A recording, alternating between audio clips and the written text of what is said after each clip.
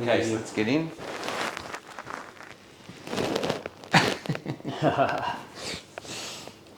Okay, 1, 2, 3. G'day, Wakers. Welcome to the Conspiracy Show, where we try to figure out what's real, what's bullshit. Today, I know you're all waking up slowly, looking around going, oh my God, I'm born into a web of lies. How do I find the truth? Well, today we're going to try help you by talking about the difference between germ theory and terrain theory. And to do that, we have the esteemed Professor Graham Lyons. Welcome to the show, Graham. Well, yes, good to see you, Michael, and it's great to have you and Kelly on the farm here with me for several days. And it's a great privilege to have cafe lockout here on my farm. So I just want to get that in. But yes, germ theory and terrain theory is something that a lot of people find they're hard to get their head around, but it's of great importance, I believe. So germ theory is the belief that there's no viruses.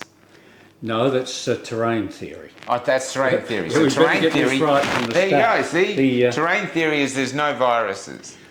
That's right, they're exosomes actually. Yep, and but really what is more focused on is most of the illnesses that people succumb to or get due to toxins out there which aren't actually usually pathogens. So what about the plague?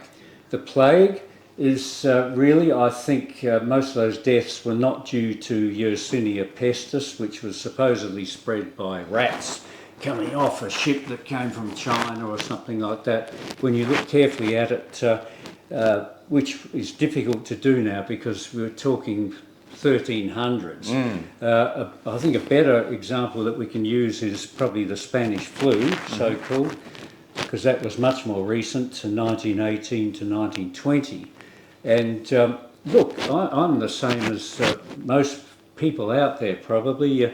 I fully believed in things like those pandemics represented by the Spanish flu until probably halfway through 2021 when I really started investigating because of the COVID story and trying to force a bad vax upon us. So I started looking at the Spanish flu, and it looks like it didn't cause any deaths. The deaths were caused by other factors, and supposedly 50 million people dying, a lot more than were killed probably in the First World War from bullets and bombs. Because, and we discussed this the other night, Michael, as We you did. remember, we had a 2-hour discussion, and this is a much shorter one, and I mentioned the researchers in Boston Harbour, in the island there, and they struggled, in fact they failed to produce one case of transmission between someone who supposedly had the Spanish flu and was still alive, and they took fluids from them. They got them to breathe repeatedly upon someone who supposedly didn't have the flu, was a pretty well person. They couldn't demonstrate one case of transmission. And this is supposedly the deadliest virus to date ever to afflict humanity. And in fact, the people were dying of lung problems because of the gas that was forced upon them in the trenches in the First World War. They were also dying of a range of bad vaccines promoted by the big pharma of the day, and it's not just a recent phenomenon, and they ascribed it to a pathogen. So you're saying, so the theory behind it is that viruses don't exist really, and so these vaccines that we've got to kill the virus is actually like we've created a virus which doesn't exist, so we're taking vaccines to kill something that's not actually there. Well, that's right. But it also applies to an extent against bacteria. Bacteria do exist, but they haven't been proven to have caused disease. That's the hard one for people to get, but if we go back to viruses, that's the one you wanted to discuss. So when I feel something coming on in me, like a sore throat or something like that, you're saying, or the theory says, that that's my body doing something or reacting to something. It's not actually a virus getting in me that I picked up from someone on the bus. Terrain theory is your body has got out of balance. It's like a finely tuned machine, and it's very complex. And when you say get the cold or the so-called flu or whatever, it's usually a case of your body detoxing because you've got out of balance. A lot of it is to do with gut microbes, flora, gut flora. Tremendous numbers of them. We interact 24/7 with huge numbers of bacteria, but not viruses. Tom Cowan says viruses are exosomes. Exosomes are emitted from cells when we're under stress.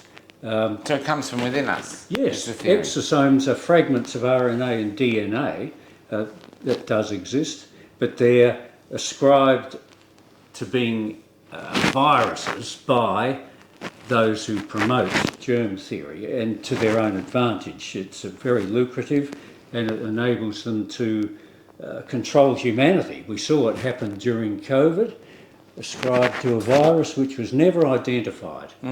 I call it an in silico virus. It's a computer virus. Call it a computer virus. And it was created as a computer model, so we call it in silico, silicon versus carbon. We're carbon, so when they talk about zero carbon, it's code for reducing the human population.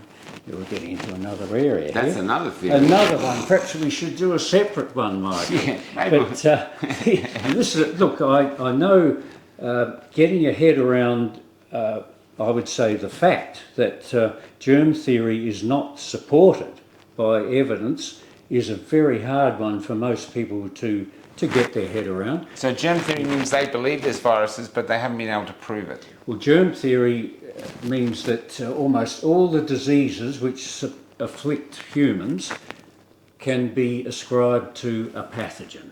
In other words, some external microbe, whether it to be a virus, as they call it, which I would suggest don't exist, or to bacteria, which do exist, but they don't necessarily cause disease. That's germ theory. And when you look at the work of Pasteur, Koch, Edward Jenner, supposedly the first person to vax someone, and it had ill effects too, by the way. They don't talk about that when they write it up, but all of them were fraudsters as far as people like me are concerned when you start really looking into the history of this. But they're held up to us as paragons of medicine, and they've saved millions of people. It's not true.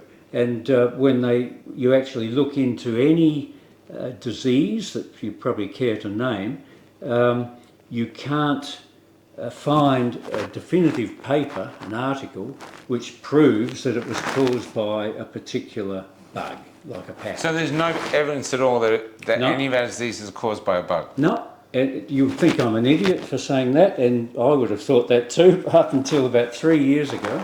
But if you will be doubting me, a lot of you people Google out it. there. I know this. Rocket. Yes, because this was my mindset. But we are indoctrinated or indoctrinated in germ theory pretty well from birth. And I've seen books in libraries, one up in Brisbane, Germ Theory for Toddlers. So they like to get them early on, so you'll have it with you throughout life, and you'll end up taking their vaccines and their antivirals and what have you, which are all poisonous.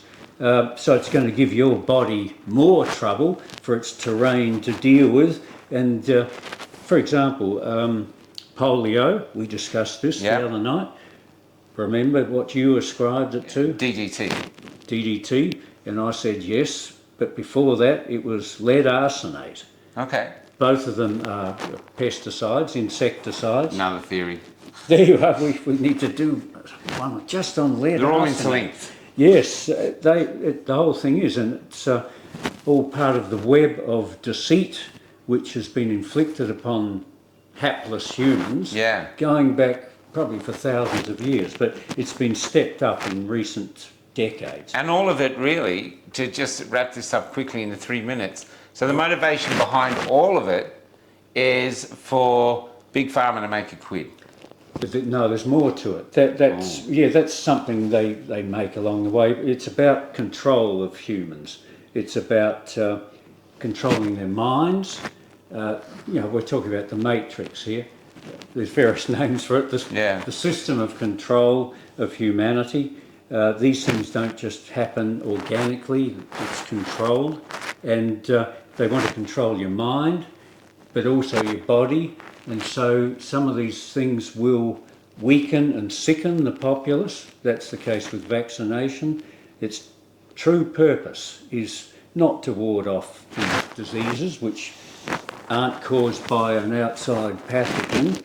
They are to weaken, vaccination is to weaken and sicken the populace in order for the controllers to better control. That's what it's about. There you go, Wakies. That's terrain and germ theory. I don't know if that worked. It was just fun to try. No, that was good. Well done. Yeah.